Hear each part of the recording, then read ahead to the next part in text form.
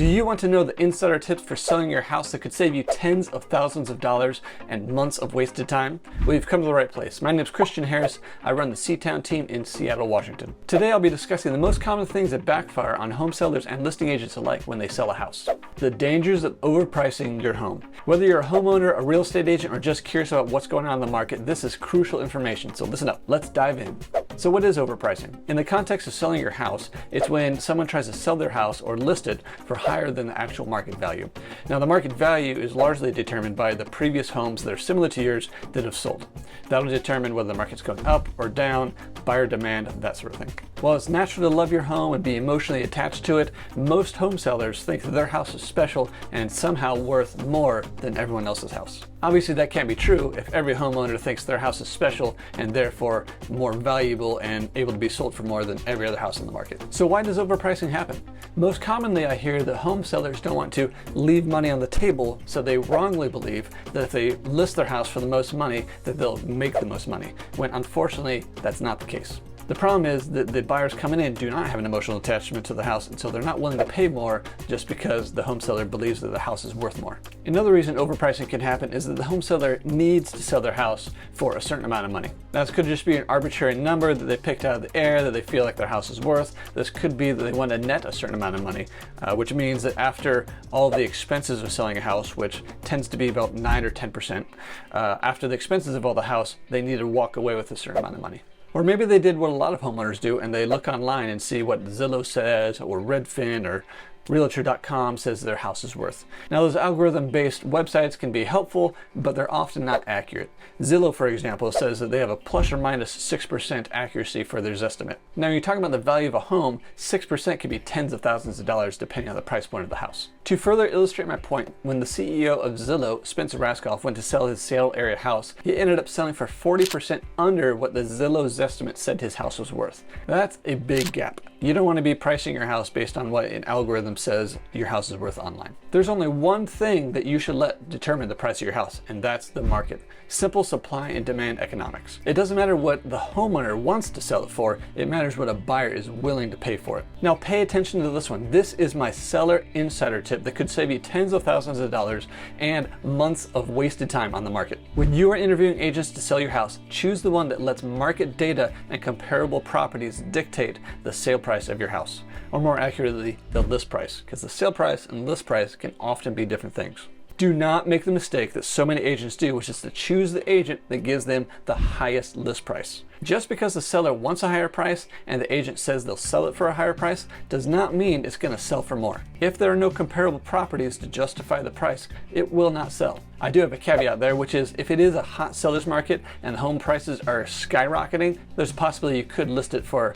higher than anything else has ever sold and still do it if the market is increasing to match your high sale price. But most areas, most markets, most of the time are not hot sellers market with record high sale prices. Choose an agent who's willing to tell you the hard truth, not what you want to hear. Don't choose the agent that promises you the highest sale price. Pulling back the curtain here on the industry a little bit, it's unfortunately common for listing agents, when they know they're competing against other agents, to promise a higher sale price even though there's no comparables, so that they can win the listing and beat out the other agents. You want to pick an agent who has your best interest in mind and isn't just trying to blow smoke up your tailpipe. Often when these agents win the listing by beating out other agents by promising a higher sale price, that agent knows there's no comparables to justify that sale price. It's going to sit in the market for months until they eventually make price adjustments down to get the house sold. It's not going to work out good for the home seller. They're going to be upset that that agent overpromised and underdelivered. Is that the kind of agent you want? So what's the big deal with overpricing anyway? What's the risk? Well, I've got 5 points that I'm going to go over real quick with you on why you don't want to overprice your house. Number 1, you scare off potential buyers before they even get a chance to look at your house. Often I hear home sellers say, well, I just want to try it. I just want to put it at a higher price and we'll see what happens. Someone will submit an offer and then we'll negotiate up to where we want to be. Unfortunately, that's not how it works. When you overprice a house, buyers are just going to skip right over it online. Potential buyers are looking online and on their phones for houses, and if they see that your house is overpriced or priced higher than other comparable properties, they're not going to stop and be like, oh, well, I could just offer less. They'll continue scrolling right past it, not even bother to schedule a showing, let alone make an offer. The second risk of overpricing your house is extended time on market. Overpriced homes tend to linger on the market for much longer than houses that were priced properly in the first place. After a property's been on the market for a few weeks, buyers tend to start thinking, well, what's wrong with the property? Why isn't it sold yet? There must be something wrong. Even though it may not be fair, the house may be in immaculate shape, you can't stop potential buyers from putting stigma on the house for the longer a house has been on the market. And statistically, the longer a house is on the market, the less it's going to sell for. I've unfortunately heard a fair number of sellers say, well, I'm not in a rush to sell, so we're going to list higher, and if it takes longer, it takes longer. Unfortunately, what they're also saying is, I'm okay taking less money for the house because that's what's going to happen the longer it's on the market. Now, before I hit my next 2 points, if this video has been helpful to you, please give it a thumbs up.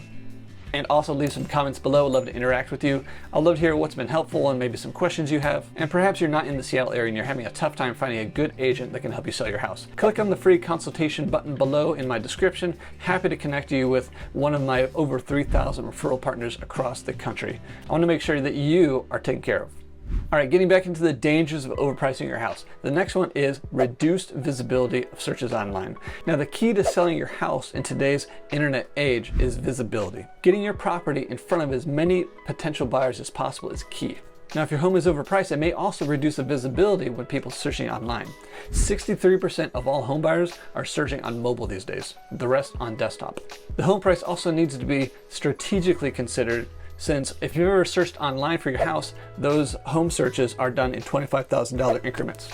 So if you price your house on, the high side of a $25,000 or $50,000, potential home buyers may not even see it in the first place. Ultimately, less visibility means less potential buyers are seeing your property. And if you want the highest price possible, you need to expose it to as many people as possible to create that competition, which will then drive up the price of the property. Now, this works in any market, especially a seller's market, but also works in a balanced and even a buyer's market if you do it properly.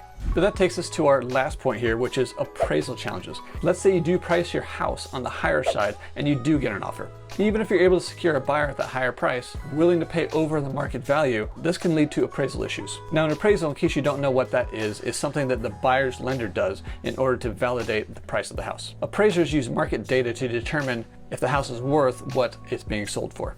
And if there's no market data to validate and justify that higher price, it's going to appraise low and you're going to be in a world of hurt. If a property does not appraise at the value that it's supposed to be sold at, that means that either the buyer needs to come up with extra down payment money or the seller needs to reduce the price to where that low appraisal is.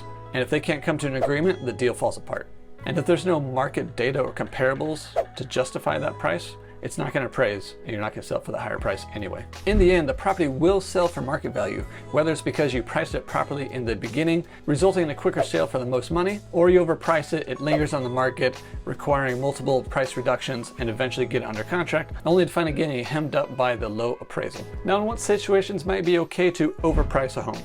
If your property has unique features that buyers are willing to pay for, now it could have unique features, but if no one's willing to pay for it, it doesn't matter. If it's not a value to anyone else, but it is to you, you can't really require a higher price because buyers aren't going to pay for it. So this could be such things as like an amazing and stunning view, custom upgrades that are appropriate for the house and the neighborhood, things like that. Or as I mentioned before, a hot seller's market, it's possible that you could price it higher than anything else that's ever sold, and the market could meet you where you're at as your home price pushes the envelope as the market and home values go up. Or perhaps a premier neighborhood. If there's a neighborhood that's super desirable and there's very few houses available, you may be able to garner a little higher price there. But again, that goes back to supply and demand economics, and your real estate agent, if they're good, should be able to tell you, hey, here's average days on market, here's how many comparables have sold, here's where you think your house needs to be, because there's so little competition or other available properties, there likely will be higher demand, which in a lot of cases will garner a higher price. So when wrapping up this topic, it's really important to remember one key thing, and that's that your list price and your sale price are not necessarily the same thing. You want to remember, do I want to list for the most amount of money possible, or do I want to sell it for the most amount of money possible? There's a strategy in it, and it's not just simply pricing as high as possible is going to get you as much as possible. That's not how it works. Competition is what drives up the price and is the key to getting you the most money possible for your property. And to do that, you need to get your property in front of as many buyers as possible, which is why you want to price it lower, create that demand, and then sell it for higher. In my experience, pricing at a lower price point will always get you the most money possible, no matter what market you're in. You can also think about it this way. Wouldn't you rather get one offer at a lower price than 0 offers at your higher price? The goal would obviously be to strategically price your house to get multiple offers and drive that price up via demand, which also leads to you selling your house in the shortest amount of time. Because as I said before, the longer your house is on the market, statistically, the less it's going to sell for in the end. I would love to help you position your house to get the best results possible for you. Find an agent willing to tell you the unpopular truth and do what's best for you, not what's best for their pocketbook. Avoid the agents that tell you what you want to hear in order to win the listing. They're no good. If you have any questions about your specific situation or what's going on in the Seattle market, hit me up. I put a link in the description below where you can contact me for your free consultation. See you on the next video.